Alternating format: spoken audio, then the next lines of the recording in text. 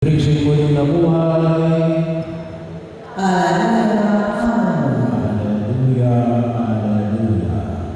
Yung Ebanghelyo namin ngayon ay tulad ng pinahiwaga ko ito mula sa Ebanghelista sa San Juan na ito ang ikatlong pagpapakita ng Jesus sa mga alagad. May iba pang pagpapakita sa ibang mananampalataya.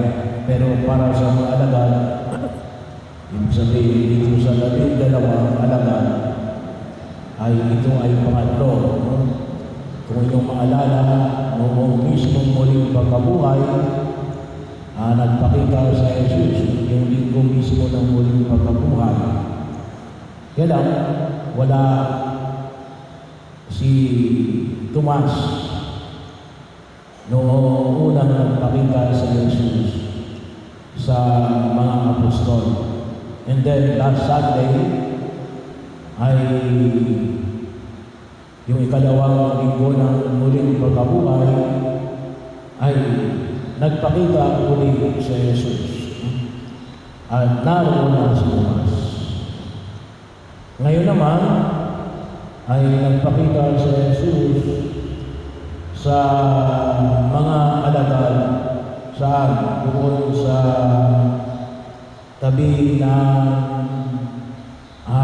pangpang ng lawa ng Tiberias, o kung tawagin din natin ay ang dagat ng Galilea, no? Sea of Galilee. So bahagi yun, dawa din ito, no? Ang tawag lamang ay Sea of Galilee. Pero ito ay tabang din. No? So bahagi ko, parang Laguna Lake. Hindi ko lang alam kung alin ang mas malaki. Yung Sea of Galilee o Laguna Lake. Pero bahagi ko na kung saan ay dito sa pagpapakita ng Jesus ay nagpapaalala sa mga alagad kung ito pong maiintindihan na dito si Pedro anong sabi niya? Mangingisda ako. Kung tutusin po ay medyo taliwas ito doon sa panawagan ni Jesus noong hindi pa siya pinako sa krus. Namatay kung yung mga alagad na tinawag ng mga alagad, tinawag sila natin, mula ngayon hindi na kayo mamamalakaya ng isda, kayo ay mamamalakaya na ng tao. Pero dito ay parang si Pedro ay babalik na sa kanyang trabaho na mangingisda, manghuli ng isda, hindi na manghuli ng tao. Ganon din yung kanyang mga kasama kasi sumama sila kay Pedro. No? Pero bahagi yun ng pag-umili na nais natin tingnan ng pansin tulad din noon, wala silang nahuli. Wala silang nahuli mga isda. Kaya nagpakita sa Jesus.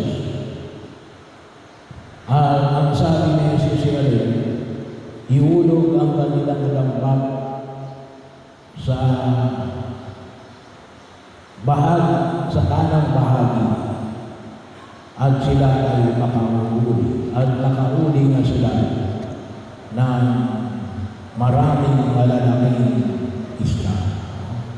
So naalala nila na ang nakita nila na itong nasa harapan nila ay si Jesus. Pero yung nais ko pong pag-nilay-nilayan natin ay yung salita ibinahagi ni Jesus, ihulog ninyo ang inyong lambat. Sino po sa inyo dito mangingisda? Taas na kamay.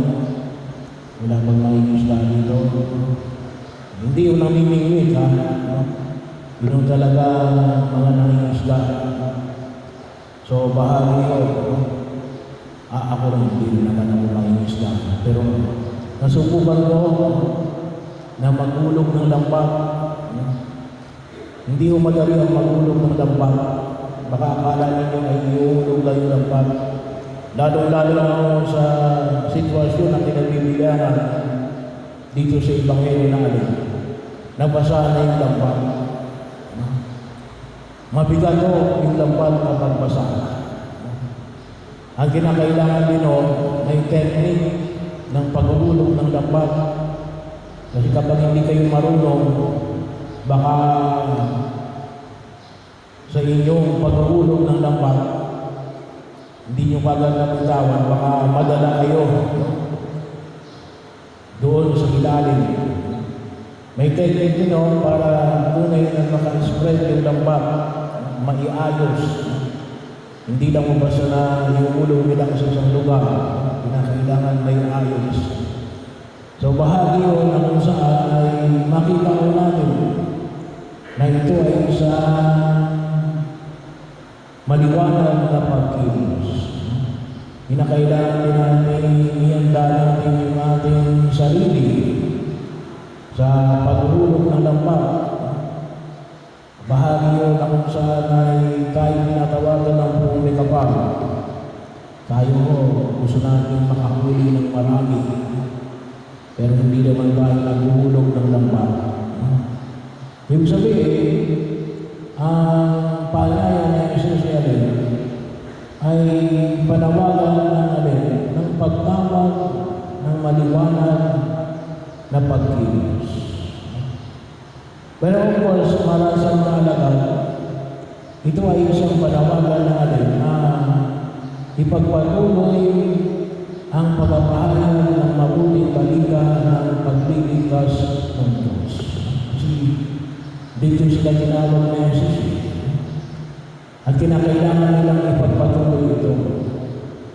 Kaya nga kalimitan ang aking patuloy na pangyayari nila. Saan ba tinatawag ng Diyos? Sa larangan ng buhay ka tinatawag ng Diyos. Bahagi yun ng kasawa ang makita natin at tinatawagan tayo ng Diyos natin. Baging tapat tayo doon sa panawagan ng Diyos kung saan ka tinatawag at kinakailangan natin maghulog tayo ng lambat. Kasi kapag hindi tayo maghulog ng lambat, wala tayong mahuhuli. Ang kinakailangan ng sapat na preparasyon, mentally, physically, psychologically, financially, para natin ito mabigyan ng pagkasakatupan. Marami ang pagkilos, pero isa na makita natin kung isa ay puro tayong plano. Puro tayo wishful thinking. Sana ganito. Puro na lamang sana. Pero hindi natin nabibigyan ng paglalapat. Kasi ayaw natin maghulog ng lambat. Ito ay isang pagtawag ng maliwanag na pagkilos. At isa rin ako sa panyaya na nais natin bigyan ng pansyon ngayon ay isang panawagan nyo at mananawagan nyo sa inyo mamaya ng aming pong pagkahanda natin para sa darating na eleksyon. Natamingin tayo ng tulong para sa PPCRB NAMPRED. Kinakailangan natin. Well, bagaman po yung mga kanya-kanyang partido, may kanya-kanyang watcher, at may kanya-kanyang magbibilang. So, kinakailangan natin yung hindi kasama sa anumang partido. At ito yung ginagampanan ng ating Parish Pastoral Council for Responsible Voting o kung tawagin po natin ay PPCRB. So, anong kailangan natin? Kailangan natin na watcher, at saka yung para sa NAMPRE. Pinagkaisa daw ngayon kasi walang tao ng NAMPRE. So humingi sila ng tulong para sa PPGRB. At iso, kung ayon sa ating pamunuan ng PPGRB, kailangan natin ng 44 na watcher. Yung ibang may gusto kasi ay may kamag-anak, hindi ko pwede natin ilagay doon sa mismong watcher. Kailangan natin ay pwede PPCR, pwede sa pagluluto, pwede sa pagdadala ng pagkain. Pero yung sana po yung mismong watcher ay kailangan natin ng 18 years old pataas. O kung tawagin natin ay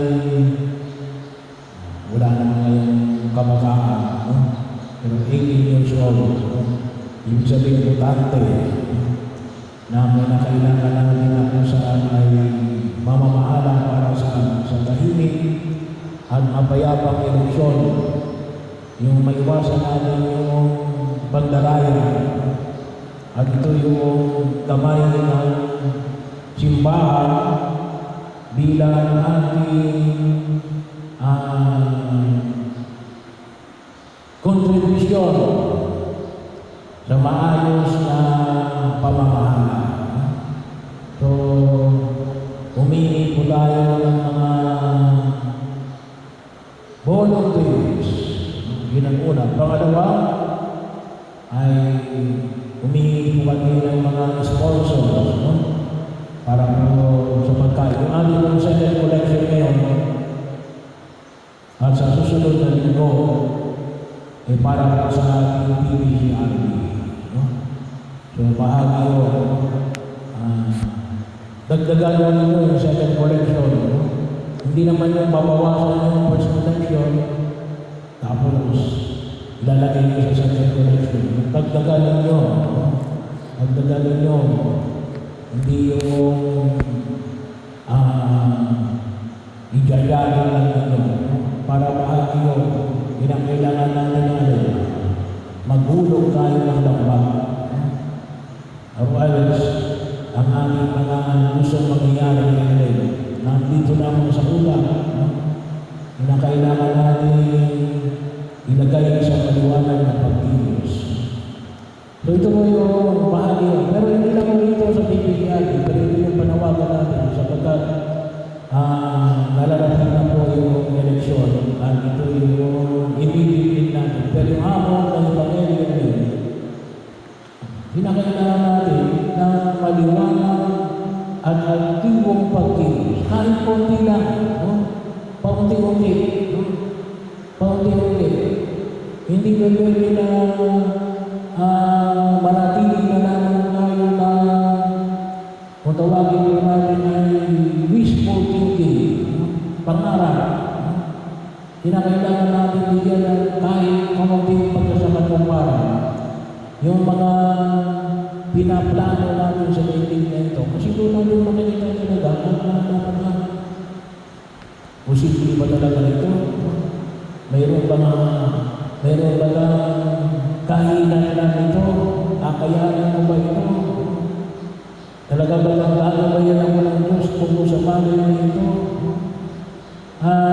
Hinihin namin ang tulong ng pangumikapa na mabigyan natin ng pagkasakatumpahan ang ating mga mitigil.